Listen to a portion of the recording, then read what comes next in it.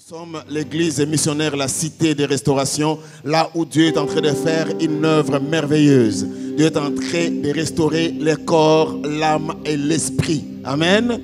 Dieu restaure les affaires, l'avenir, les projets. Dieu restaure le couple, Dieu restaure les enfants, les études, les affaires. Et Dieu restaure. Et tu es dans une bonne place où Dieu commence sa restauration dans ta vie. Amen. Si tu le reçois, dis seulement Amen. Gloire à Jésus.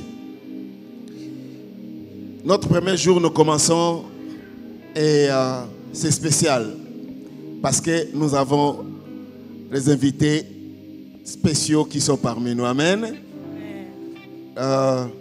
Nous avons maman prophétesse Lydia Veilly, la mère de la maison. Est-ce qu'on peut bien l'acclamer? Acclamons Jésus pour elle.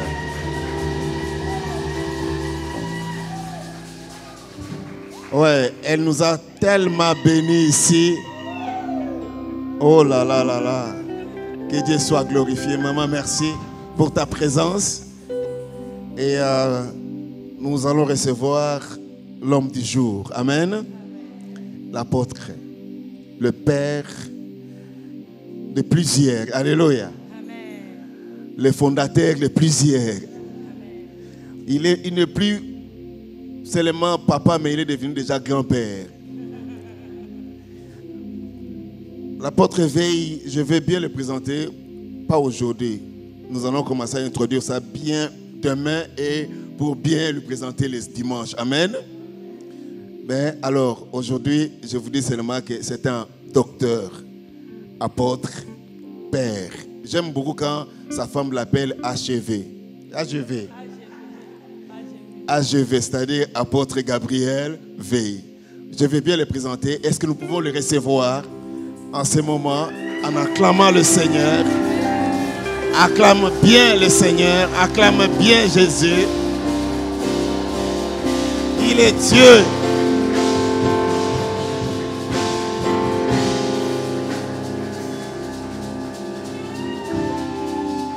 Gloire au Seigneur, on peut encore acclamer pour Jésus. Alléluia, alléluia, alléluia, alléluia, alléluia. Gloire au Seigneur. Eh bien, avant de vous rasseoir, j'aimerais inviter mon épouse.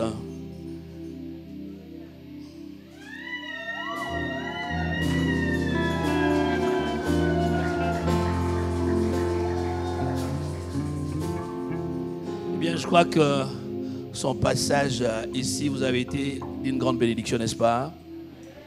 Amen. Eh bien, je ne pouvais pas être avec elle pendant ce temps-là pour des empêchements que je crois le pasteur connaît.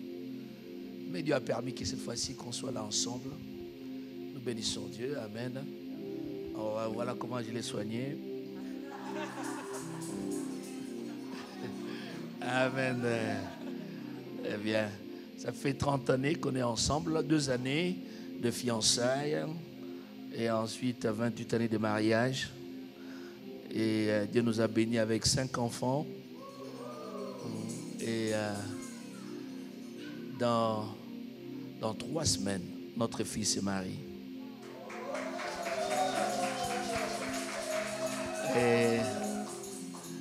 Et bien, je crois que j'aime toujours quand elle conduit l'adoration avant que je ne prêche. Est-ce que tu veux bien le faire ce soir? S'il te plaît. Juste 1 ou 2 cantiques, ça peut nous aider, d'accord? Pasteur, je vais dire merci pour l'invitation. Pasteur John Panda, moi non plus, je ne veux pas dire ce que j'ai à dire ce soir. Je les réserve pour après. Oh ouais. Vous allez entendre des choses. Que Dieu soit loué. Bien, merci. Alléluia. Amen. Alléluia. Est-ce que Jésus est Seigneur en ces lieux? Amen. Est-ce que Jésus est le seul maître ce soir? Nous allons nous lever dans sa présence. Ce n'est pas qu'on ne l'a pas encore loué, ce n'est pas qu'on ne l'a pas encore adoré, mais nous ne faisons que monter. Et vous savez que sans le Saint-Esprit, nous ne pouvons rien faire. Est-ce que quelqu'un peut appeler, peut invoquer sa présence qui soit tangible, qui soit palpable dans son action. Amen. Disons au Seigneur que par ton esprit, tu sois plus que réel. Nakola na maboko na yo, na yekola na kela sina yo e, mosungi moko yo bapesinga yo. Eza se yo molimo santu, motema na ngai ezoka bapota, ba trahison na ba jugement ya bato. Je me suis relevé nanguya na yo e, kotikanga tenzeleza nanu molai. Nakola na maboko na yo, na yekola na kela sina yo e, mosungi moko yo bapesinga yo. Eza se yo molimo santu, motema na ngai ezoka baputa, ba trahison na ba jugement ya bato. Je me suis relevé nanguya na yo e, kotikanga tenzeleza nanu molai. Molimo, molimo na Nzambe akita awa lelo, lisungi na yemba. Molimo, molimo na Nzambe akita. Chantez-le comme une prière. Lisungi na ngai. Oh, molimo, molimo na Nzambe akita awa na se, lisungi na ngai. Mobokoli na ngai, kelasi na ngai yo, nasilisi nanu koyekola te, zala na ngai nanu, masolo na ngai, oyelongola nga pongi, nabitelango nani shilo, nalingi yo mingi. Molimo, molimo na Nzambe akita. Chantez-le plus fort. Lisu. Oh, c'est toi notre réconfort. Molimo. Nous t'invitons, esprit de vie. Molimo na Nzambe akita wanase, lisungi na ngai. Oh, nazelaka yo e, nazelaka yo e, nazelaka yo e, nazelaka yo e, dongo na pokwa, nazelaka yo e, tuna moye, nazelaka yo e, nazelaka yo e, nazelaka yo e, olimo mo santu e, nazelaka yo e, nazelaka yo e, nazelaka yo e, nazelaka yo ya ya e, nazelaka yo lelo e, nazelaka yo e, nazelaka yo e, nazelaka yo e, dovanelo moye, dovanelo molelo e, dovanelo moya ya e, dovanela na biso e. Parle au Saint-Esprit. Dis-lui, Saint-Esprit, nous te voulons. C'est toi que nous voulons. Parle-lui, c'est toi que nous voulons. Dis, Seigneur, nous voulons de ton esprit.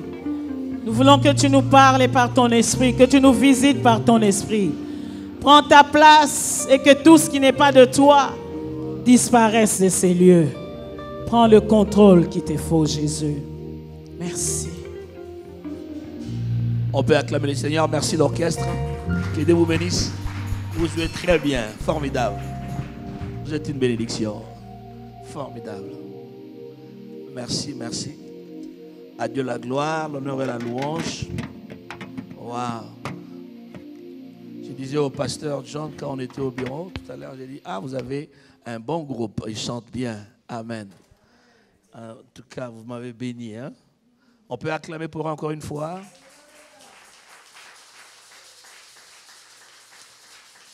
À Dieu la gloire.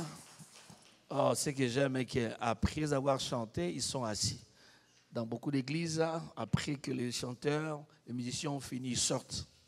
Ils vont dehors prendre de l'air, c'est quel air. Après la prédication, l'enseignement, ils reviennent. Ah non. Mais vous êtes disciplinés. C'est encore une autre marque de distinction. Que Dieu vous bénisse. Amen. Nous rendons gloire à Dieu. Je crois que Amen. Le temps est assez avancé, mais nous allons aller un peu plus vite. Amen. Je dis beaucoup de choses à la fois. Ma prière est que vous puissiez le prendre. Votre vie ne sera plus jamais la même. Donnez-moi un bon amen. Ce que je vais dire ce soir, ou durant tous ces 3 jours, est valable pour toi en tant qu'individu, pour toi en tant que membre d'un couple ou d'un foyer, est valable pour l'Église. Et ceci est très, très, très important. Et ta vie ne sera plus jamais la même. Personne n'a jamais reçu la parole et resté la même. Amen. Père, encore une fois, nous nous inclinons devant ta sainteté pour te dire merci pour l'occasion favorable que tu nous accordes ce soir de nous retrouver en ces lieux pour écouter ta voix. Nous voulons encore dire, Père, notre prière est que nous disparaissions et que toi seul paraisses. Nous prions que nous nous taisions et que toi seul puisses parler. Seigneur, nous voulons que tu sois celui qui soit vu, que ton Fils soit vu, soit entendu, que ton Fils Jésus soit touché, palpé, soit tangible encore une fois ce soir, Père. Au nom de Jésus, nous confions nos cœurs à toi. Nous prions pour qu'elles soient comme des terrains favorables, des terrains fertiles, capables de recevoir la sémence venant d'en haut. Au nom de Jésus, fais-nous du bien. Et oint ton serviteur. Amen. Nos Bibles sont ouvertes dans le livre de Josué, au chapitre 1er. Josué, chapitre 1er.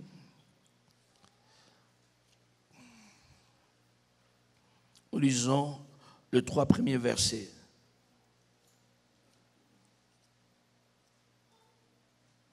Ensuite, nous allons lire Jérémie chapitre 29 au verset 11.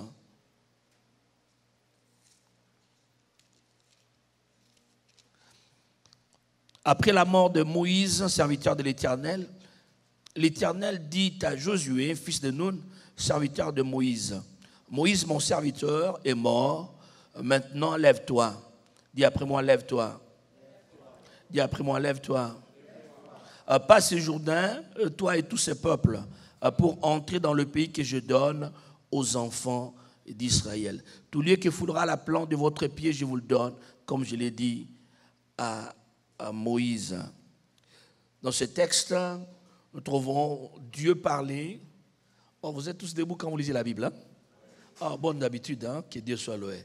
Amen. Nous sommes dans Jérémie 29. J'étais étonné, je dis, mais pourquoi ils sont debout? Jérémie 29, verset 11. Jérémie 29, verset 11. Bonnes habitudes en tout cas. Ça, c'est une très bonne habitude. Jérémie 29, nous lisons au verset 11. Nous lisons à l'unisson, s'il vous plaît, si possible, faites monter votre voix. 1, 2, 3. Car je connais les projets que j'ai formés sur vous, dit l'Éternel. Projet de paix et non de malheur, afin de vous donner un avenir et de l'espérance. Nous disons Amen. Et nous reprenons nos places en acclamant le Seigneur. Amen. Après la mort de Moïse, la Bible dit, l'Éternel s'adresse à Josué et lui dit, Josué, Moïse, mon serviteur, est mort. Et maintenant, je viens à toi, Josué. Je te demande de te faire une chose. Josué, lève-toi maintenant. Pas demain, lève-toi maintenant. Passe ce Jourdain, toi et tout ce peuple, pour entrer dans le pays que je donne aux enfants d'Israël. Amen. Et le deuxième verset que nous avions lu, c'était dans Jérémie 29, verset 11. Dieu dit aux enfants d'Israël qui étaient en captivité, en terre étrangère, Dieu leur dit, je connais les projets que j'ai formés sur vous. Dieu a des projets sur chacun. Donnez-moi un amen. Je connais les projets que j'ai sur vous. Projets de paix et non de malheur, afin de vous donner un avenir et de l'espérance. Amen. Dieu a en vue, en pensée, ton futur, ton avenir, ton lendemain. Donnez-moi un bon amen. Amen. Eh bien, nous allons parler autour de ce thème, lève-toi. Et le verset, lève-toi, la phrase suivante du quoi, du thème? Notre thème, lève-toi. Parce qu'il y a un futur glorieux devant toi. Amen. Lève-toi, Josué. Moïse est mort, lève-toi. Quand on dit lève-toi, généralement, nous lève-toi, c'est-à-dire, souvent nous disons, mets-toi debout, n'est-ce pas? Donc tu étais assis, mets-toi debout. Tu étais couché, mets-toi debout. La journée commence par se lever. On se lève, mets-toi debout, lève-toi. Mais plus loin encore, quand on dit lève-toi, cela signifie prends-toi en charge. Lève-toi, prends-toi en charge. Lève-toi, assume tes responsabilités. Lève-toi, relève tes défis. Lève-toi, réveille-toi, ouvre tes yeux. Lève-toi, sors de ton sommeil. Sors de la distraction. Lève-toi, sors de la passivité. Lève-toi signifie sors du silence, sors de tes craintes, sors de tes complexes d'infériorité. Lève-toi, sors de ta lourdeur. Lève-toi, lève-toi. Amen. Cesse de te coucher, cesse de rêver. Réveille-toi. Garde tes yeux grandement ouverts. Amen. Pourquoi? Il y a un futur. La raison principale pour laquelle tu dois t'élever, c'est parce qu'il y a un futur devant toi. Et ce futur n'est pas n'importe lequel. Ce futur est grand. Ce futur est glorieux. Ce futur est fort. Ce futur est puissant. Je fais les popines, expressément. Ce futur n'est pas petit. Et ce futur glorieux, tu ne pourras jamais le vivre, l'expérimenter aussi longtemps que tu ne te lèves pas. Donc tu risques de passer toute une vie en train de blâmer tout le monde, de voir les sorciers partout, les sorciers dans la famille. Hein. Et c'est comme, vous savez, les Africains, ils voient les sorciers partout. Il y avait un homme qui était mort à l'âge de 106 ans. J'ai appris ça il n'y a pas longtemps. Alors toute la famille était réunie pour savoir qui l'a mangé. Tu vois. À 106 ans, on continue toujours à voir que quelqu'un doit l'avoir bouffé. Sors de cette mentalité. Lève-toi. Ouvre tes yeux. Ouvre tes yeux. Et une chose que j'ai constatée dans l'église, il semblerait que le cœur est un don de Dieu et que la tête est un don du diable. C'est un défaut grave que j'ai trouvé dans l'église. Nous avons le cœur qui est de Dieu et nous avons la tête qui est du diable. Tout ce qui vient de la tête n'est pas bon. Et tout ce qui vient du cœur est bon. La foi, gloire à Dieu. Réfléchir, non. On ne veut pas réfléchir, on ne veut pas raisonner, mais on voudrait réussir dans la vie. On voudrait avoir un avenir glorieux, un avenir qui est enviable, un avenir appréciable que d'autres cherchent à avoir. Mais laissez-moi vous dire, Dieu t'a donné le cœur, il t'a donné la tête. Donne-moi un amen. Très important, il faut m'écouter avec attention. C'est la petite expérience de quelques années que j'ai dans le Seigneur. J'ai vu des bons frères mourir malheureux. J'ai vu des bonnes sœurs mourir malheureux. J'ai vu des aventuriers, mais mourir ayant joui de certaines histoires de la vie. Vous n'avez jamais constaté? Jamais? Ouais, moi j'ai constaté plusieurs fois. Même dans la Bible, je peux vous montrer des aventuriers qui ont réussi. À titre d'exemple, Jacob, un bon aventurier, un petit voleur. Ésaü, un homme ordonné, discipliné, un travailleur dur, un chasseur, mais qui a récolté la malédiction. Et voilà un aventurier qui a récolté la bénédiction. Je vous dirai pourquoi. C'est pourquoi il est temps que tu puisses t'élever. Donne-moi un amen. Si tu ne t'élèves pas, tu risques de blâmer Dieu, tu risques de blâmer l'église, de blâmer les pasteurs, de blâmer l'autel. Non, mon pasteur n'a pas suffisamment d'onction. Mon pasteur ne prophétise pas. Ah, mon église, ah non, il n'y a pas ceci. Oh non, tu peux mettre dans une église où il y a la prophétie, où il y a les dons spirituels, mais tu termines ta course malheureux. Lève-toi, réveille-toi, sors de ton sommeil. Il y a un avenir, ton lendemain est glorieux. Dieu a des projets pour toi. Lève-toi, jeune fille. Lève-toi, maman. Lève-toi, papa. Lève-toi, jeune homme. Lève-toi, célibataire. Lève-toi, toi qui es marié. Lève-toi, toi qui n'as pas encore d'enfant. Lève-toi, toi qui es parent, qui a 7 enfants. Lève-toi, église. Lève-toi. Lève-toi. Dis après moi, lève-toi. Dis encore une fois, lève-toi. Pourquoi? Parce qu'il y a un futur devant toi. Amen. Aucune promesse de la Bible ne peut s'accomplir dans le passé. Toute promesse de la Bible est liée au futur.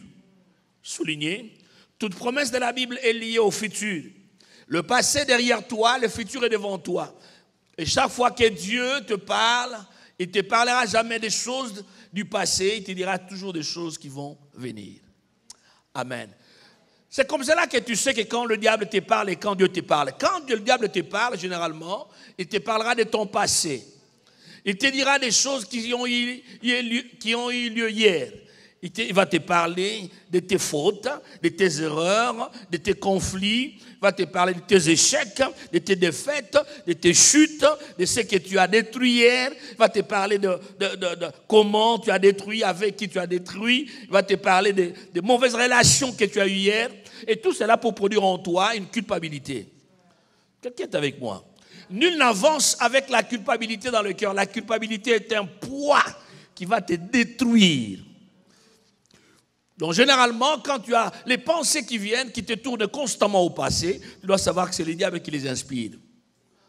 Et même quand quelquefois tu as des bonnes pensées, tu penses souvent à tes succès d'hier, à tes exploits d'hier. Oh, je me souviens quand j'avais beaucoup d'argent. Je me souviens quand j'ai roulé dans une grande Mercedes. Je me souviens quand je vivais à la Gombe. Je me souviens quand mon oncle, quand je voyageais. Je me souviens. Eh bien, c'est bien les bonnes choses. Je me souviens quand j'avais eu mon diplôme. Je me souviens quand j'avais pour la première fois rencontré les présidents de tel pays. Je me souviens. Eh bien, toutes ces choses ne vont pas t'amener à aller de l'avant. Cela va produire les regrets. Vrai ou faux? Oh, ces choses. Oh, ces choses. C'est le souci. On ne peut jamais aller de l'avant en portant les regards en arrière. Quiconque veut avancer doit savoir porter les regards vers l'avant. Donnez-moi un amen. Je me souviens comment j'assistais la famille financièrement, comment je voyageais beaucoup, comment Dieu m'utilisait avec des dons spirituels. Les gens guérissaient instantanément. Je me souviens quand je dormais, j'avais 47 songes la nuit. Et le matin, je me réveillais, je pouvais interpréter 45. Généralement, c'est le diable qui parle quand il te parle souvent du passé. Cela ne va pas t'amener à avancer. Tu vas aller comme ça. Appelé à avoir des chocs dans la vie. Le passé est passé. Maintenant se trouve devant toi le futur. Donne-moi un amen. Il y a le futur qui est devant toi. Quand Dieu va agir dans ta vie, il va beaucoup te parler des choses qu'il veut accomplir le lendemain. Amen. Voici ce que je veux faire. Voilà pourquoi tu trouves dans la Bible, les promesses ne traitent pas avec le passé. Les promesses traitent avec le futur. Je te rendrai grand. Je te guérirai. J'ouvrirai des portes pour toi. Tu seras un instrument de bénédiction pour ta famille. Et toutes ces promesses traitent avec le futur. Donne-moi un amen. Et Dieu veut que tu portes les regards vers le futur. Et ce futur commence quand? ce futur commence à la minute qui suit. Amen. Tout qui vient après, tout ce qui vient après, la minute qui suit, l'heure qui suit, le jour qui suit, la semaine qui suit, fait partie de ton futur. Et Dieu veut que ce futur soit glorieux. Un futur brillant, un futur éclatant, un futur qui influence, un futur qui impacte. Un futur, toi en tant qu'individu, et toi aussi en tant qu'église. Amen. Lève-toi. Et méfie-toi, si tu veux aller vers ce futur, commence par te méfier de ce que les gens disent que tu es. Méfie-toi de l'opinion des autres. Méfie-toi de ce que les hommes disent que tu es. Méfie-toi de ce que toi-même tu penses que tu es. Amen. Ce que tu dis, ce que les autres disent de toi n'est pas forcément vrai. Un jour, Jésus est avec les disciples. Nous sommes dans le livre de Luc, chapitre 21 probablement. Jésus est avec ses disciples. Ou si vous voulez, vous retrouvez le même texte dans Matthieu 24. Il est avec ses disciples, il se retrouve à Jérusalem. Les disciples constatent, ils reportent le regard sur Jérusalem, sur le temple. Ils regardent combien le temple était splendide, combien le temple était beau. Et ils ont fait remarquer au maître du maître, regarde combien le temple est beau, combien ce temple est glorieux. Jésus, à sa place, n'a pas loué le temple comme les disciples. Il a dit, les jours viendront où ce temple que vous voyez n'aura plus pierre sur pierre. Ce temple sera détruit. Et tous ces trésors à l'intérieur seront pris, pillés. Alors que les gens louaient le temple, les gens acclamaient le temple. Quant à Jésus, il voyait le futur du temple, un futur malheureux. Quelqu'un est avec moi? L'opinion des hommes est assez méfiée. L'opinion de Dieu, c'est ce qui compte. Amen. Ce que tu es aujourd'hui ne révèle pas exactement ce que tu seras demain. Non. L'avenir est un mystère. Seul Dieu en est capable de le décoder et de dire de quoi ton avenir sera fait. Amen. Tu ne connais pas de quoi le lendemain sera fait, c'est que cette église deviendra. Oh non, pas du tout. Pensez donc.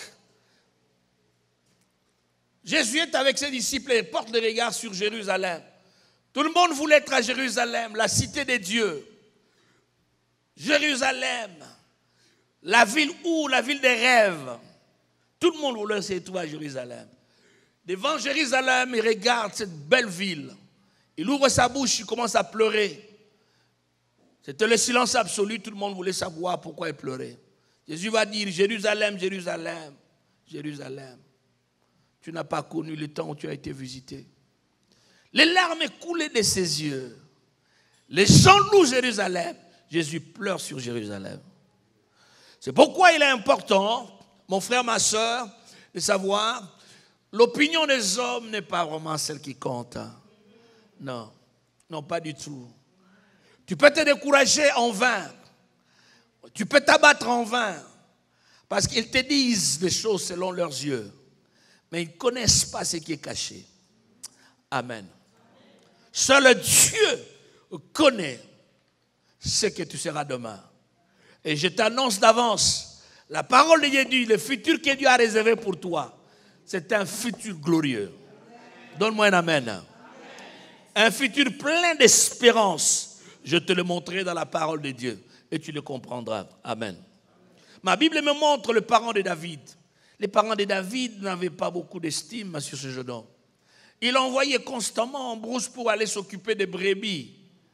Comment un papa responsable peut envoyer son enfant, un petit garçon, en brousse alors qu'il y a des grands frères? Les plus robustes et les plus costauds sont là. Il laisse les plus costauds, il envoie les plus faibles. Il va t'occuper des brebis. Un papa irresponsable. Bien plus tard, l'enfant vient et lui dit, papa, tu sais quoi? Aujourd'hui, j'ai rencontré un lion en brousse. Il voulait prendre les brebis. Papa a dit, hey, qu'est-ce qui s'est passé? Il a dit, je l'ai tué. Il a dit, ah, toi là. Un papa responsable dirait, demain tu n'auras pas. Vrai ou faux? Reste à la maison, on va chercher un mercenaire. On va chercher un ouvrier, quelqu'un qui va s'occuper des brebis. Au moins lui-même, si on les bouffe, bon. Hein. Mais pas mon fils. Mais le papa renvoie encore le fils. Il dit, vas-y. Un garçon qui n'est pas pris à sa juste valeur. Pour la simple raison, c'était un fils bâtard, c'est tout. Le papa l'avait eu avec une autre femme. C'est ça. Le temps manquerait de vous le montrer dans la Bible. Non, il n'était pas un fils estimé. On laisse les grands frères à la maison et on envoie le petit frère. Quelques jours plus tard, il revient et dit, papa, tu sais quoi? J'ai rencontré un ours. Toi, menteur. Il dit, papa, je t'ai dit la vérité. Un ours, face à face. Il dit, qu'est-ce que tu as fait? Je l'ai attrapé par la gueule. Je l'ai tué. Un papa responsable irait en brousse vérifier si réellement il y a un ours tué ou si l'enfant mentait. Eh bien, les papas restent indifférents. Ils renvoient encore l'enfant.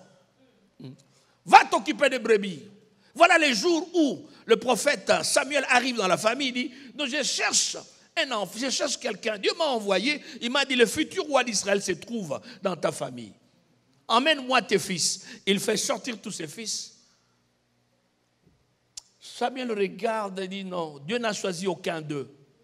Le papa reste silencieux, il ne fait aucun commentaire. Quel papa est responsable? Quand tu sais que tu as un autre fils qui est encore en brousse. Alors c'est Samuel qui dira, il dit, mais écoute papa Isaïe. Il dit en anglais Jesse. Il dit, est-ce qu'il n'y a pas un autre enfant dans la famille ici? C'est tous les enfants que tu as? Le papa a attendu qu'on lui pose la question. Et combien de parents aujourd'hui méprisent des enfants qu'ils ont? Parce que ta femme à la maison ne l'apprécie pas. Toi non plus, tu ne veux pas l'apprécier. Généralement, les enfants qu'on néglige comme ça sont ceux-là qui réussissent. Ah oui. Hein. Faites attention. Il ne faut pas un jour porter une culpabilité vaine. J'ai négligé cet enfant, il a réussi. Maintenant, je ne sais pas comment sourire devant lui. Le prophète demande, est-ce qu'il n'y a pas un autre? Il dit, oui. Il est où? Il a dit, il est en brousse. Faites-le venir. On a fait venir David, alors que tous les grands frères sont propres. Ils sont propres, ils sentent l'odeur normale. Hein. Le petit vient, il a des habits sales. Il sent l'odeur des brebis. Chez nous, on appelle ça solantaba. L'enfant vient, il transpire, et tout petit. Et c'est alors qu'il va dire, le prophète va dire, c'est celui-ci que l'Éternel a choisi. Donne-moi un amen. Méfie-toi de ce que les gens disent de toi. Méfie-toi des flatteries des hommes. Méfie-toi des compliments des hommes. Méfie-toi. Et la Bible dit dans Jean 2, Jésus s'est méfié des hommes parce qu'il connaissait leur cœur. Méfie-toi. Il y a des gens qui vont te parler pour te critiquer, juste pour te faire du mal. Ce qu'ils disent n'est pas vrai. Il y a des gens qui vont te dire des bonnes choses, mais juste parce qu'ils ont un intérêt autour de ta personne. Amen.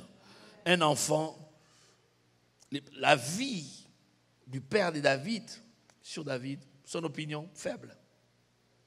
Mais l'opinion de Dieu, haute. Un jour, David va se rendre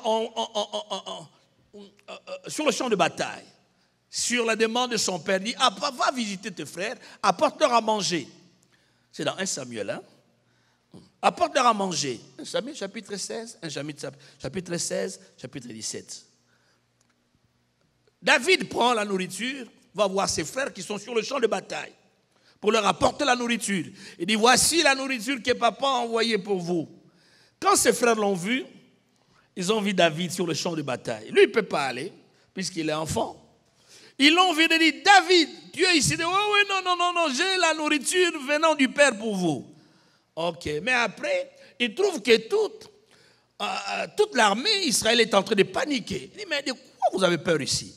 Ils lui ont dit, tu vois ce monsieur, il y avait un gaillard, un homme grand, un géant, qui terrorisait tout le monde. On l'appelait Goliath.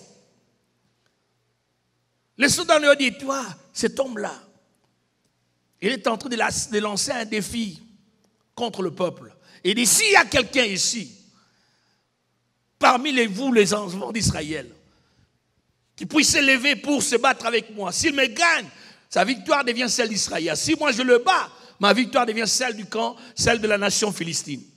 Mais regarde, avec sa taille-là, qui va se battre? David dit, mais moi je peux.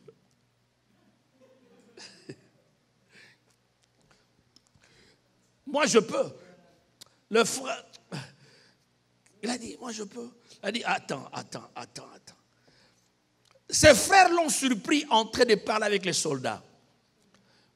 Il dit, moi je peux. Ses frères disent, ah David, toi, écoutez le ravi, dit, nous savions que tu n'étais pas venu ici pour déposer le repas. Tu étais venu ici juste pour satisfaire ta curiosité. Nous te connaissons. Nous connaissons la malice et l'orgueil de ton cœur. Voilà quelqu'un qui leur amène la nourriture. Nous connaissons l'orgueil de ton cœur. Tu es venu pour voir la bataille. Curieux, un curieux malsain. La vie de ses frères sur lui n'était pas favorable. C'est pour que ce soit ton cas, ce que les gens pensent de toi est tordu. Curieux malsain. Il dit non, je laisse mes frères. Ils ne me comprennent pas. Il va voir, cette fois-ci, il va voir qui? Il va voir le roi. Et le roi Saül, moi, je peux me battre avec cet homme-là. Le roi Saül le regarde, non, tu es un enfant, immature, incapable, non qualifié, tu n'es même pas soldat. Pas toi. Non, il n'y a pas, il ne pouvait pas recevoir un avis favorable des autres. C'est possible que ce soit ton cas. Les compliments, tu n'en reçois pas beaucoup. Et généralement, ce sont des critiques, généralement, ce sont des remarques. Les gens ne parlent qu'à toi lorsque tu as commis une faute. Quand tu as fait du bien, tout le monde est silencieux. Mais quand tu as commis une faute, ça c'est au moins que ton mari parle. Ce que disait quelqu'un, disait, je ne connais pas ce que mon mari n'aime pas. Et je ne connais pas ce que mon mari aime. Je connais seulement des choses qu'il n'aime pas. Parce qu'il ne parle que lorsqu'il n'est pas content. Donc quand il est content, il ne dit rien, il est tout silencieux. Imaginez les calvaires d'une telle femme qui ne reçoit pas des compliments. Quand on n'a pas d'affection, on finit par attraper une infection. Nous vivons dans un monde, il y a beaucoup de gens qui souffrent d'infection parce qu'ils n'ont pas eu l'affection. Il y a aussi des enfants qui disent la même chose. Je ne connais pas ce que mes parents aiment, mais je connais seulement des choses qu'ils n'aiment pas. Toi, regarde la culotte que j'ai apportée, tu as vu? Allez, change. Mais quand tu as apporté la bonne culotte, personne ne va parler. Est-ce ton cas? Des hommes qui ne font jamais de compliments à leurs femmes, mais qui font des compliments à d'autres femmes. Eh maman, quelle harmonie maman, toi, de la couronne de la tête à la place. Maman, harmonie. Mais en face de sa femme, tout silencieux. Tout silencieux, tout calme. Là, ce n'est pas calme, calme. Un homme dans l'église, une fois, un ancien, il y avait un pasteur visiteur qui prêchait, la parole était bonne. Après un moment, la pasteur dit, j'aimerais savoir qui est la plus jolie femme dans cette église. Est-ce qu'il y a un homme qui peut me démontrer la plus jolie dame dans l'église? Ah, il y avait un ancien qui était là assis au premier banc, qui a levé sa main. Moi. L'ancien a levé sa main, l'ancien avait sa femme à ses côtés. Il a dit, oh, où est la plus belle femme? L'ancien d'abord en s'élevant, il a dit, où est la plus belle femme? L'ancien tourne dans la salle.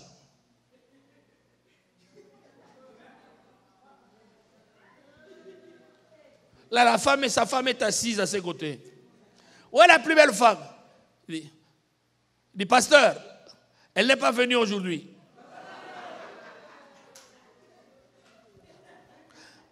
Sa femme était à côté.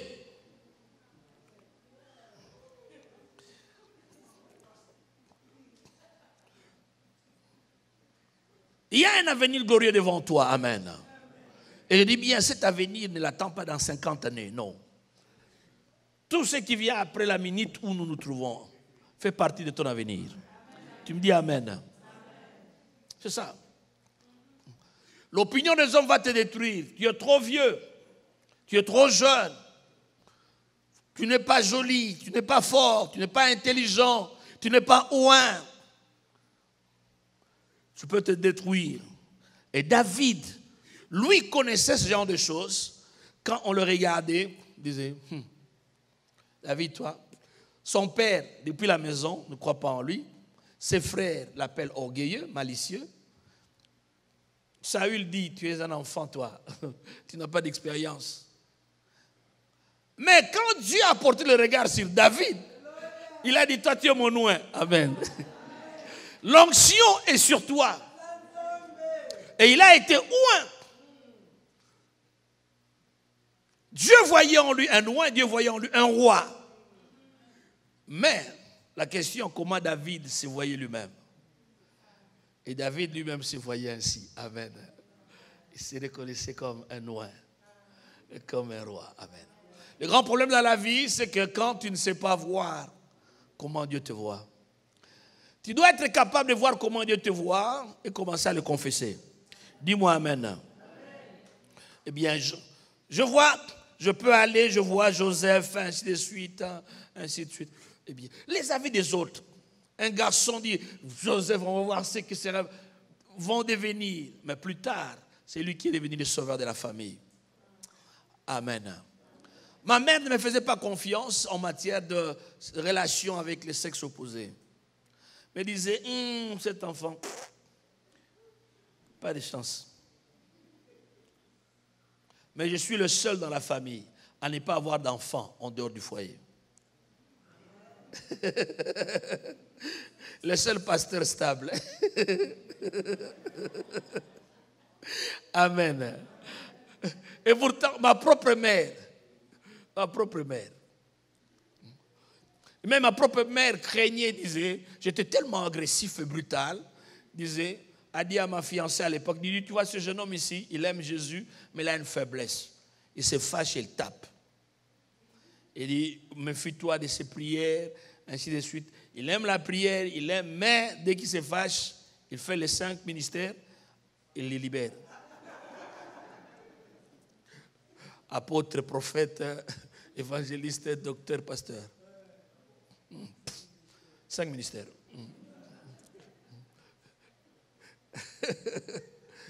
Mais aujourd'hui, Dieu merci. Mon frère sur qui on comptait là, on disait non, lui, c'est lui qui tape toujours sa femme. Moi, je n'ai jamais tapé.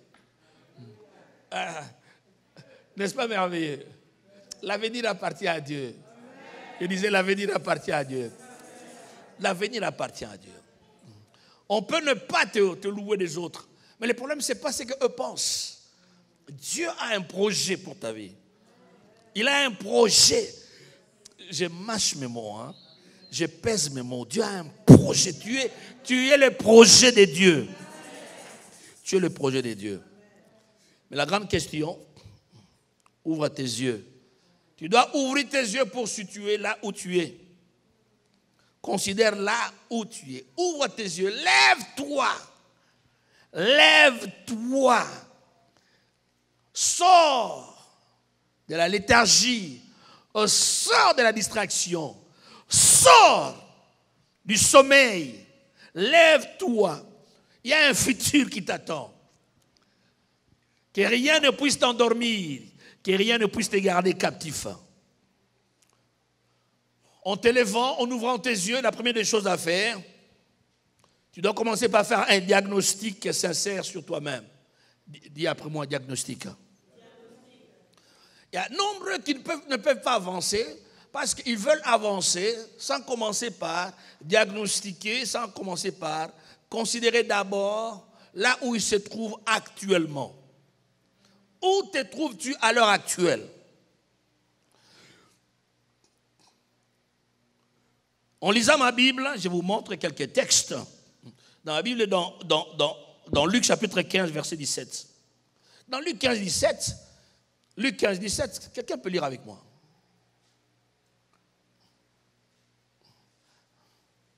Quelqu'un peut lire avec moi? Luc 15, 17.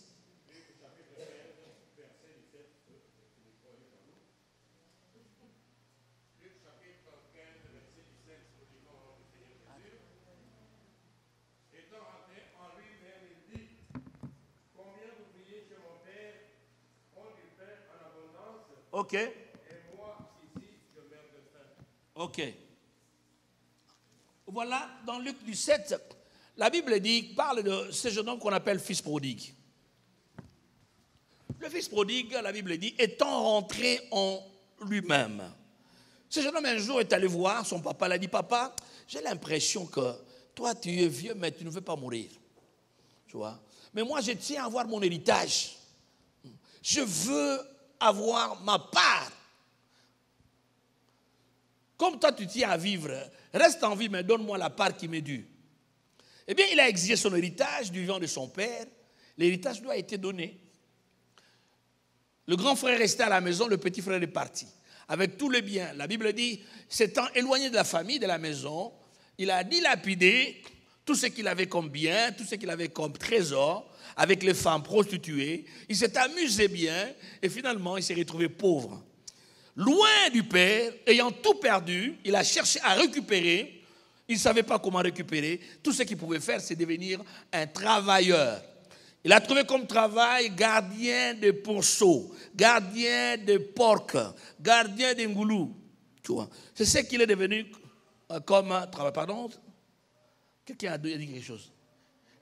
Non, je disais chez nous, on appelle ça ngoulou. Donc c'était le porc. C'est ça, non? Ouais. Non, je disais chez nous, on appelle ça ngoulou. Ok. Non, là c'est en lingala. En français, c'est ngoulou. Donc tu vois, gardien. Alors, même quand il était gardien, il voulait bien manger ce que les porcs mangeaient, les carouges. Quand il les voyait manger, il enviait. L'avenir appartient à Dieu.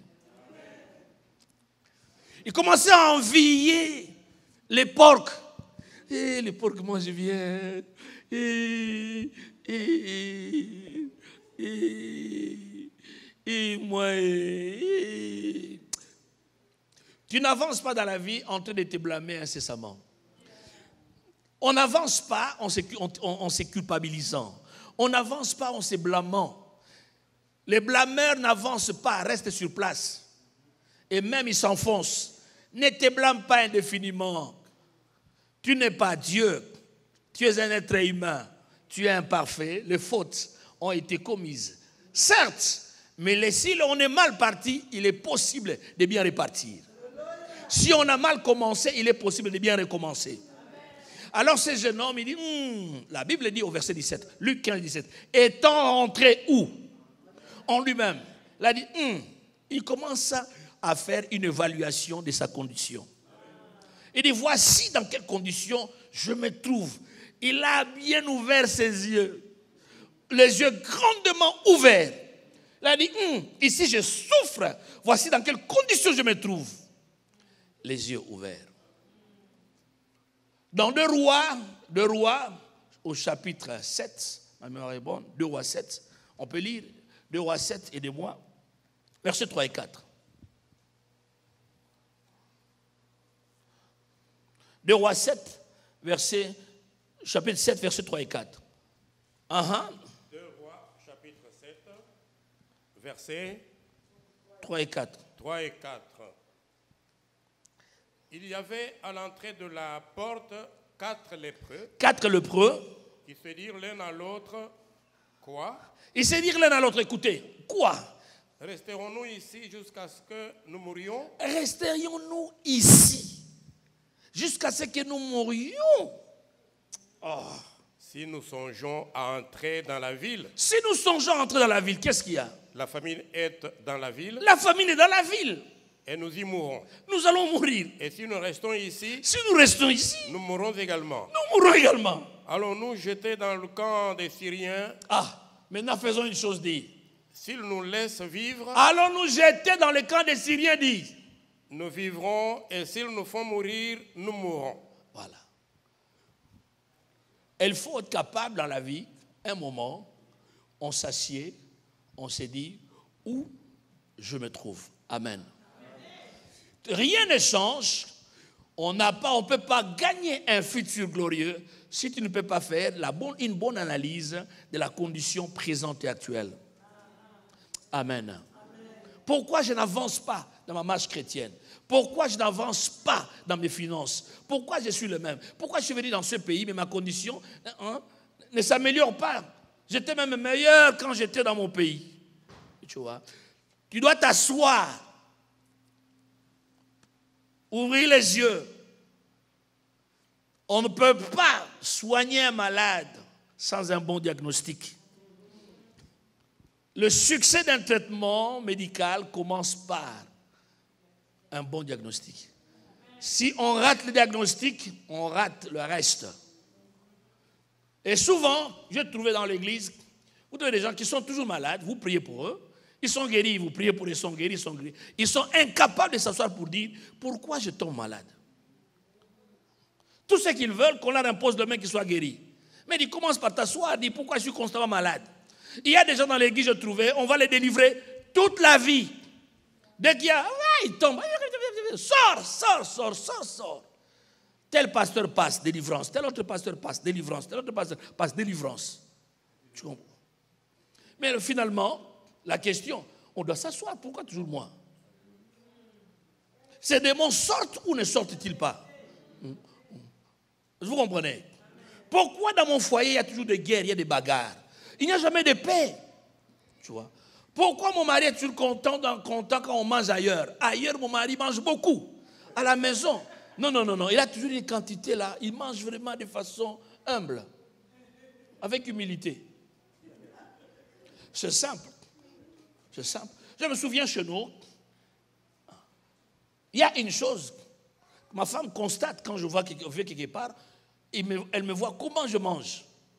Quand elle trouve que j'ai mangé quelque chose avec appétit, elle va voir cette femme et dit, mais maman, comment tu as préparé ça? Parce qu'elle a constaté, mon mari a aimé. Hein? Et la chose la plus simple, demander à cette maman, comment tu as fait cette cuisine-là? Parce qu'il faut que je refasse la même cuisine où? Chez moi. Parce que si je ne fais pas la même cuisine, mon mari sera toujours tenté à venir manger dans cette maison. Mais oui, vous pensez rester ensemble comme ça, c'est facile. Hein? Mais ouais. Non, c'est pas facile, c'est la vérité. Sans vouloir me vanter, s'il y a une chose chez moi que j'aime plus que partout ailleurs, c'est ma chambre. Ma chambre. Quand un jour vous avez l'occasion, si ma femme me donne la possibilité, vous dites, nous voulons voir la chambre. Dommage, vous n'aurez pas l'occasion. Pourquoi? Quand on voyage, on va dans les hôtels, je vois comment les chambres sont. Je dis, chérie, je vais chez moi, hein, des chambres comme ça. Hein, je vais dormir bien, chérie. Alors, tout ce que ma femme fait, dit non, cet homme, puisqu'il veut bien dormir, il faut lui récrier cette même atmosphère des hôtels. Oh, tu dis pas amen. Au lieu de discuter, dit, toi tu as l'esprit des hôtels, hein? Sans effet de toi. Je brise, je cancelle. C'est comme ça que tu perds ton mari. Tu t'étonnes, tu vois. Au lieu de t'asseoir, de réfléchir, tu es en train de briser. Et de briser, cancer, non, je delete. Non. Assieds-toi, réfléchis. Comment est ta chambre? Est-ce que ton mari est content dans cette chambre-là? Amen. Est-ce que ton mari est à l'aise? Tu comprends? ta cuisine, est-ce qu'elle est à l'aise avec ça? Moi, c'est comme ça qu'on m'a appris à préparer depuis que j'étais enfant. Oui. Nous, à Massina, avec mon père, avec ma mère, c'est comme ça qu'on préparait. Quand j'ai quitté Massina, je suis allé à Bumbu, chez ma tante, on préparait comme ça. Maintenant, toi, tu veux me dire quoi? Mais il ira manger ailleurs. Il ira manger ailleurs. Qui tu vas blâmer? Ton mari? Non, tu es à blâmer. Il dit, mais chez moi, il n'y a pas de paix. Chez moi, il n'y a pas de... Un mariage raté était un avant-goût de l'enfer sur la terre. Ah oui. Un mariage raté. Non. Vous sentez l'odeur de l'enfer sur la terre. Il est préférable de ne pas se marier que de se marier mal. Ouais. Quand on s'est mal marié, mais non, la vie est misérable. Mais quand on s'est bien marié, mais non, c'est un avant-goût du ciel sur la terre. Alléluia. Quand on dit chérie, le chéri là vient du cœur. Chérie.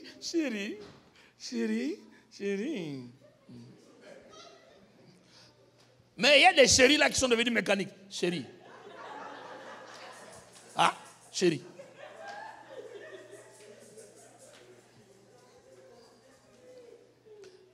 Que Dieu puisse nous aider. Nous donnons amen. Les lépreux là ont dit, quoi, nous allons rester ici. Ils ont fait une analyse de la situation, une évaluation. Nous allons rester ici là. Hein? Ici là. Oh, on meurt de faim. Ici, nous mourrons de faim. Si nous rentrons là, puisqu'ils étaient lépreux, ils n'étaient pas les bienvenus dans la ville. Elle dit, ici nous avons faim. Si nous rentrons dans la ville, personne ne va vous accepter. Et là également, il y a la famine, puisque la ville était sous siège. Il dit, mais on ne sera pas rentré dedans. Là, il n'y a pas à manger. Du reste, on ne va pas nous accepter. Ici, nous mourrons de faim. Si nous allons là-bas, il y a deux possibilités. En allant chez les Syriens, il y a possibilité, s'ils ont pitié de nous, ils nous donnent à manger. Et si ils ne veulent pas, ils nous tuent. Là, au moins, il y a possibilité de vivre. C'est 50%, 50%. Mais ici, 100% de morts. Là-bas, 100%. Papa, maman, Dieu t'aime. Il a un plan pour ta vie. Il a un plan pour ta vie. Il importe que tu puisses ouvrir tes yeux. Considère bien dans quelles conditions tu te trouves. Avant de te rendre vers le futur glorieux, commence par bien analyser là où tu es. Où te trouves-tu? À quel niveau tu es? Qu'est-ce que tu endures? Réunis les faits, dis, je suis ici, mais est-ce que vraiment je suis là? Méfie-toi, il y a des gens qui vont te dire, Dieu t'a élevé, t'es élevé, tu es allé où? Nulle part. Tu sais que Dieu t'a beaucoup béni, hein? Mais toi-même, tu ne vois pas cette bénédiction. Méfie-toi de ce que les gens disent. Prends le temps, écoute Dieu. Amen. Que Dieu t'ouvre les yeux. Dieu t'ouvre les yeux. Dieu t'ouvre les yeux. Genèse chapitre 13, verset 14. Genèse 13, verset 14 et verset 15. Nous lisons.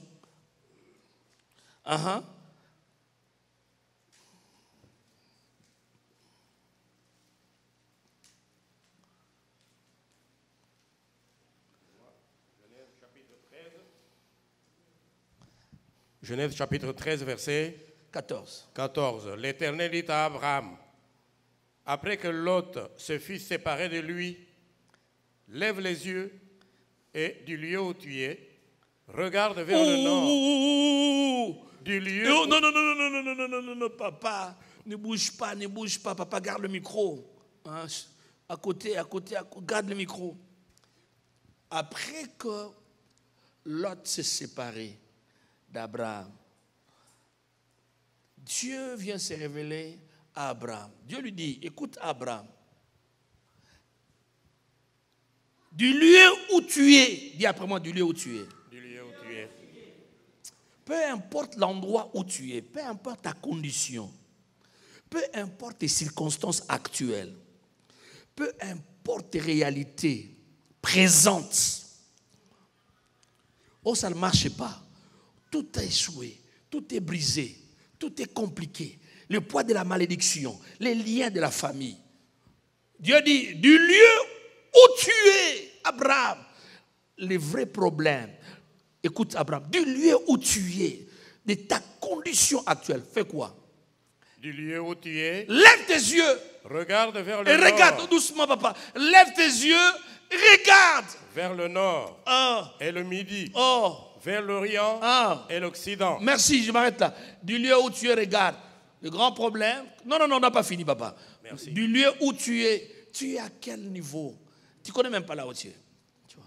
Du lieu où tu es, oh, ma vie spirituelle est faible. Du lieu où tu es, je sors avec le mari d'autrui. Du lieu où tu es, oh, je suis pauvre. Du lieu où tu es, mon niveau académique est trop bas. Du lieu où tu es, pas de paix dans mon foyer. Du lieu où tu es, notre église ne grandit pas comme elle devait grandir. Du lieu où tu es, peu importe, là où tu es, à partir du lieu où tu es, le grand problème c'est lever les yeux. Amen.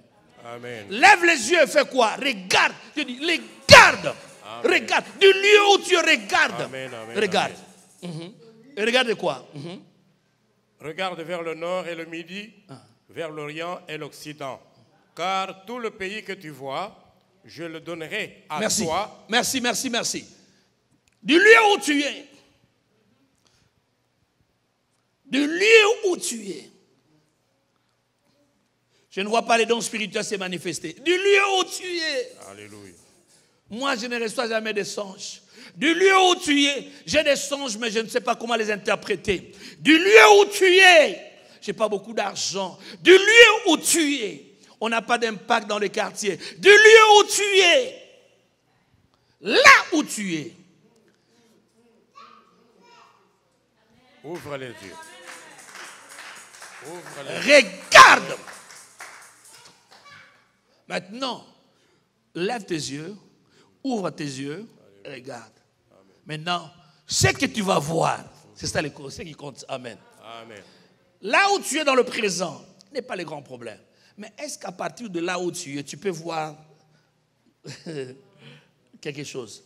Et dit ce que tu vois, le nord, le sud, l'est et l'ouest, tout cela que tu vois, Abraham, je fais quoi? Je te le donne. Je te le donne. Écris cette phrase. Tu ne peux pas avoir ce que tu ne peux pas voir. Tu ne peux jamais avoir ce que tu ne peux pas voir. Alléluia. Merci papa, je crois qu'on va s'arrêter là. Merci. Tu ne peux pas avoir ce que tu ne peux pas voir. La capacité d'avoir commence avec la capacité de voir. Qu'est-ce que tu peux voir? Qu'est-ce que tu peux voir? What are you able to see? Can you see? Est-ce que tu peux voir? Est-ce que tu peux voir? Est-ce que tu peux voir? Est-ce que tu peux voir? Est-ce que tu peux voir?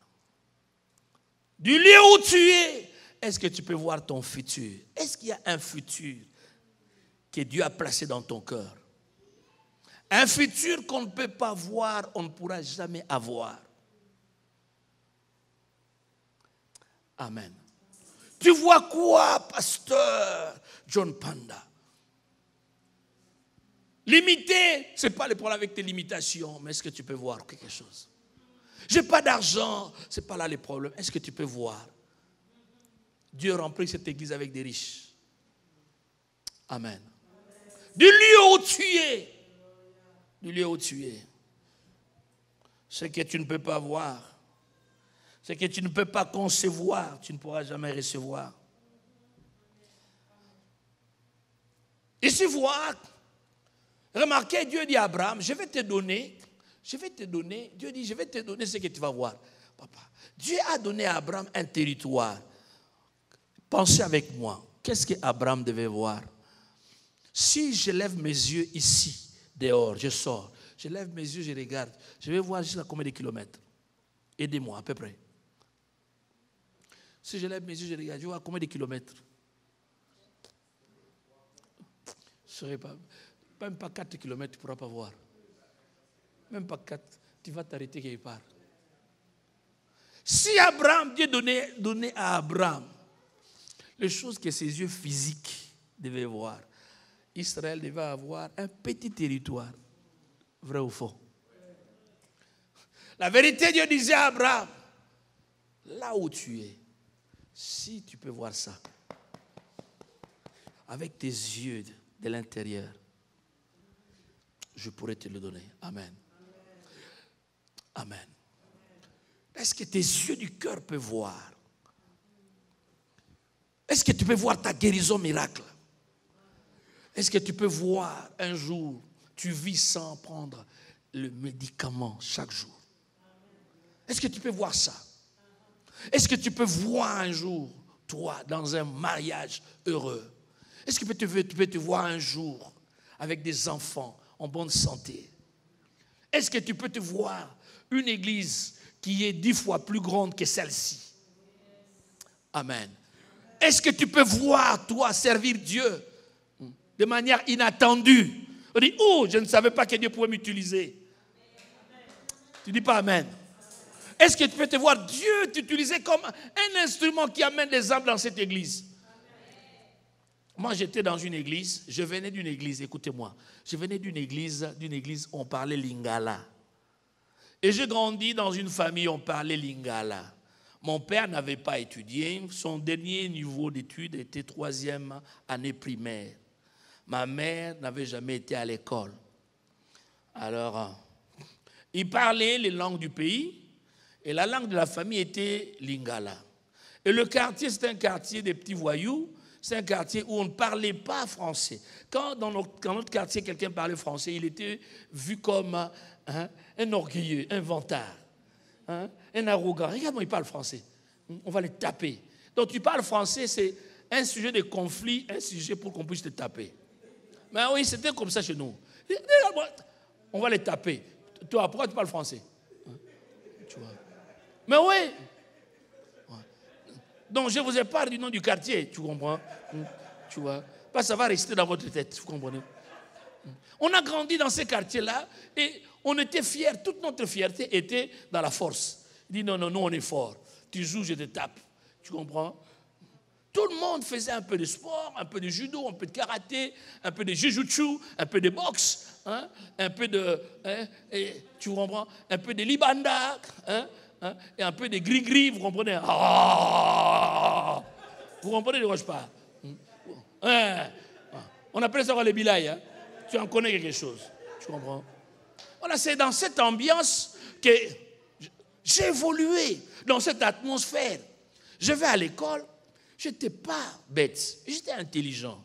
Mais seulement, je ne pouvais pas parler français. Parce que ce n'était pas dans mes habitudes. Vous comprenez? Donc le français était là. Beaucoup. Mais ça ne pouvait pas sortir.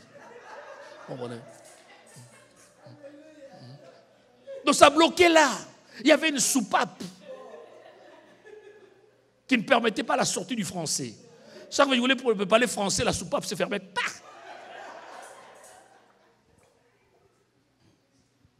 Mais dans la vie, j'aspirais devenir un homme important. Je disais, mais non, notre famille était, vous comprenez les familles, famille sans nom, c'est ça, sans référence, sans griffe, vous comprenez? Et donc, mais je me dis, mais un jour, moi, je dois devenir une griffe. Tu comprends? Amen. Je dois devenir une griffe. Tu vois? Je dois devenir un nom. J'ai dit, mais non, non, mais non. Mais comment? Comment? Je ne connais personne de notre famille qui avait voyagé. Vous comprenez? Personne ne voyageait. Les jours où ma grande sœur avait voyagé, écoutez, personne ne voyageait, ne prenait l'avion. Voilà, un jour, ma sœur avait effectué un voyage par avion, mais c'était un événement. Un événement.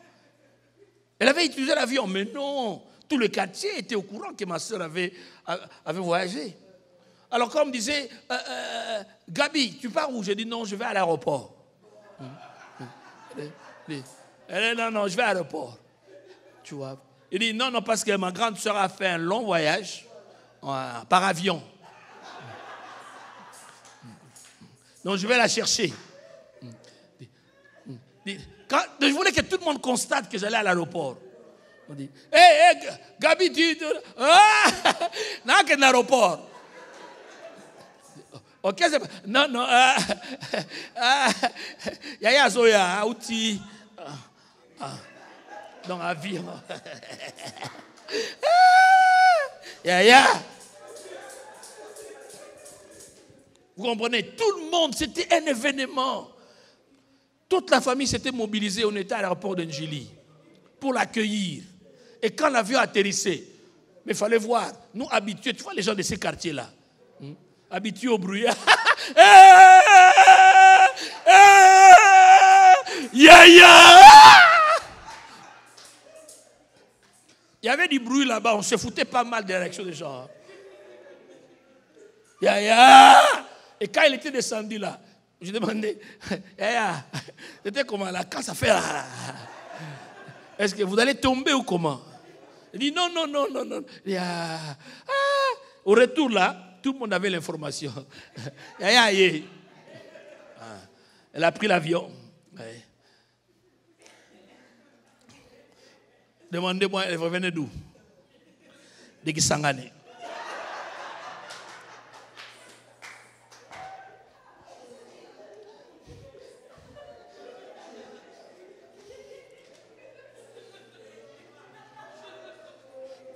Tous les bruits là que je faisais, c'était seulement, elle revenait de l'intérieur du pays. Si vous comprenez, je me disais, mais l'avion là, un jour, est-ce que moi, je vais aussi. Un futur que tu ne peux pas voir, tu ne vas jamais avoir.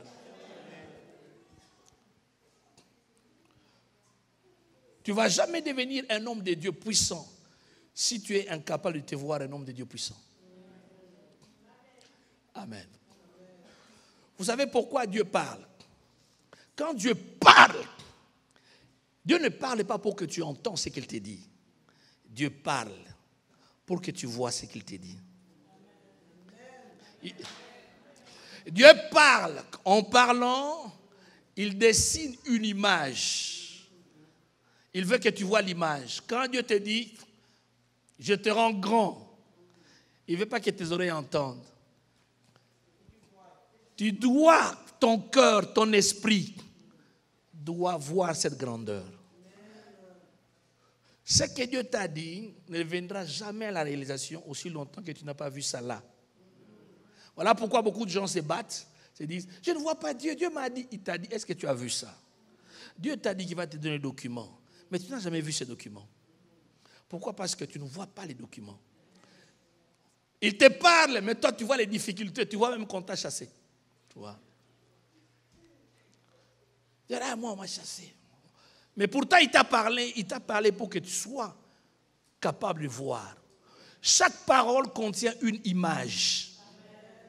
Quand je dis j'ai rencontré la sœur Germaine enceinte, tu n'as pas vu la sœur Germaine enceinte. La sœur Germaine, j'ai vu, elle est enceinte, sa grossesse a 7 mois. Qu'est-ce que vous voyez? Germaine est comment? Avec quoi? Mais moi, je parlais. Mais toi, tu as fait quoi? Tu as vu? C'est ça, être capable de voir dans son imagination.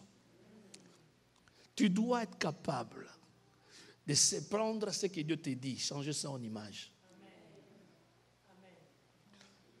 Toute invention a commencé par être une imagination.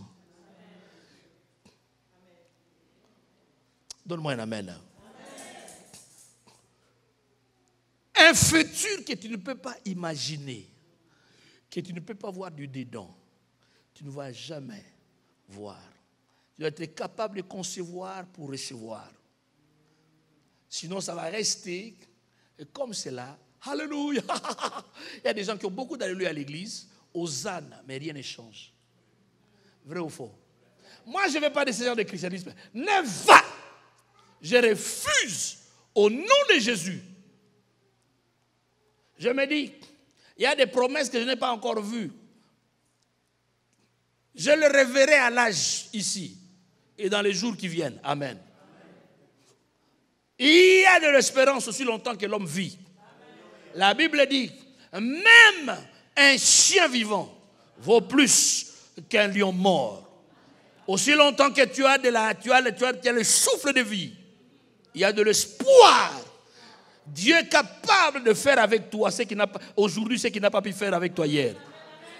Oh, tu dis pas amen. Mais est-ce que tu peux voir ce qu'il te dit ou là où il te conduit? Tu dois être capable de voir, tu vas où? Écoutez ce que le jeune homme avait dit dans Luc 15. Il dit, je quitterai cette place. J'irai vers mon père. Il commence à voir. Il dit, dans la maison de mon père, les serviteurs mangent à gogo. Il a vu, là où il se rendait, il a vu son futur. Je vais quitter ici, pourquoi? Parce qu'il y a un futur glorieux dans la maison de mon père. Je préfère là être même un serviteur que de mourir ici, au milieu de pourceaux. Qu'est-ce que tu vois? Tu dois haïr là où tu es maintenant, détester là où tu es maintenant, pour pouvoir désirer ton futur. Mais ce futur-là, tu dois le voir. Les lépreux ont haï, ont détesté leurs conditions présentes. Nous ne voulons pas mourir ici. Quoi? Resterions-nous ici jusqu'à ce que nous mourions? Neva minakatala katika jina la Yesu. On se rend là-bas. Qu'est-ce que tu vois? Même David, tu sais que la question que David a posée, il a dit dans 1 Samuel, qu'est-ce qu'on donnera à l'homme qui tuera? Il a une image, on dit non, l'homme qui tuera les géants Goliath, hein, tu sais quoi?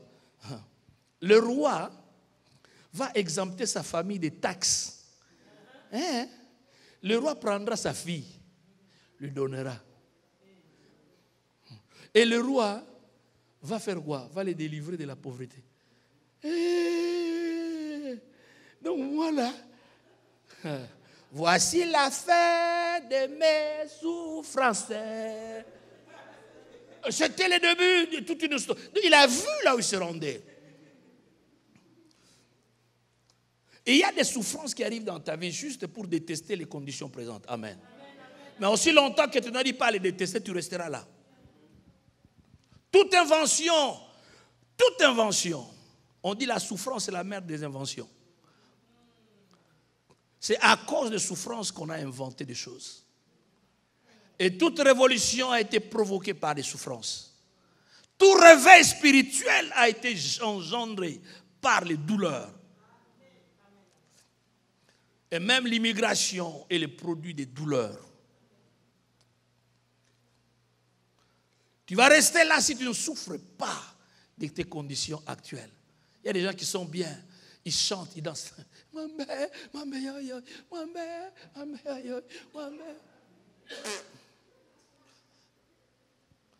La vie est faite, la volonté de Dieu que tu puisses aller de gloire.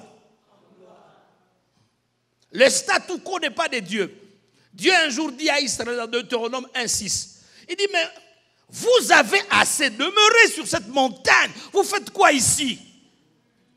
Sur la même montagne, ils avaient reçu des révélations. Sur la même montagne, Dieu avait parlé. Sur la même montagne, ils avaient reçu le table de la loi. Mais Dieu dit, mais non, ce n'est pas parce que je vous ai visité en ces lieux que vous devez rester ici. Tournez-vous, partez, bougez, allez-y.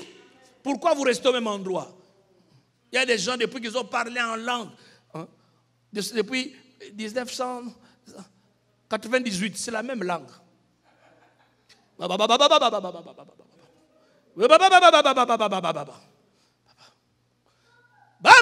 que vous commencez à prier, il y a d'autres, mani. Vous aimez tout l'argent. Mani.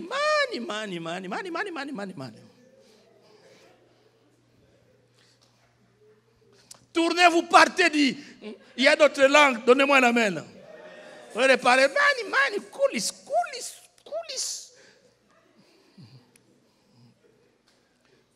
Bougez. Au lieu de rester là, donnez-moi un amen. Une vision claire.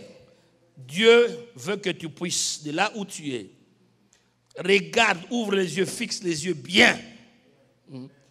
Représente-toi mentalement. Dieu t'amène où? Je vais voir, je vais être un parent avec des enfants qui grandissent dans la crainte de Dieu. Je vais avoir des enfants qui s'habillent bien, des enfants qui parlent bien, qui sont respectables dans la société. Tu dois avoir une vision du futur. Amen. Et demain, je te dirai comment tu peux voir. Amen. Que Dieu te bénisse.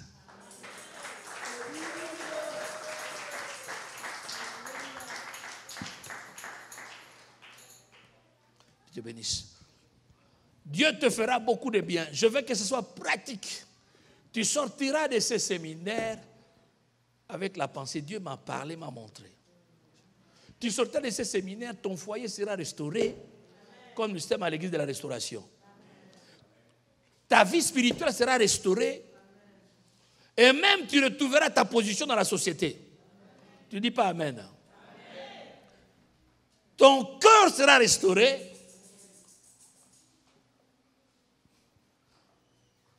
Ta vie va encore rouler sur le train afin que tu expérimentes un avenir glorieux. Car c'est dans la volonté parfaite de Dieu. Tu n'es pas le produit du hasard. Dieu t'avait connu avant que tu ne sois conçu dans le ventre de ta mère. Amen.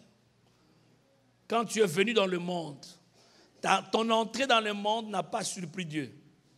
Dieu ne s'est pas dit, hé, il est entré comment? Non, non, non. Avant d'entrer, il savait que tu entrais. Il avait déjà un projet pour toi. Mais tu dois retrouver ces projets. Tu dis pas amen. Et tu verras, il y a beaucoup de choses qui vont s'arranger. Nous nous levons tous.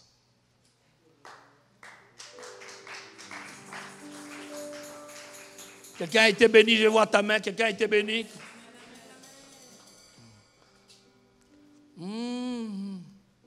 Avant la musique, j'aimerais que nous puissions seulement commencer à murmurer un merci à Dieu. Dis à Dieu merci pour ta parole. Murmure un merci à Dieu.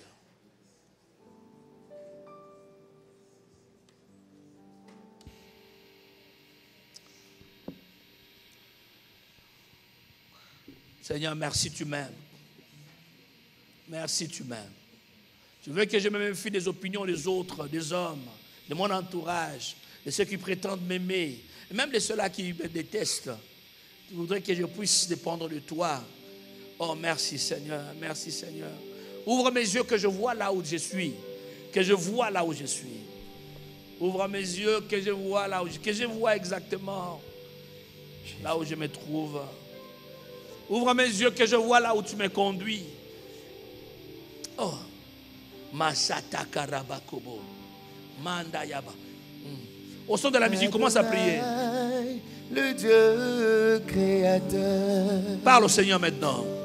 L'univers est dans ta main, Seigneur. Éternel est ton nom.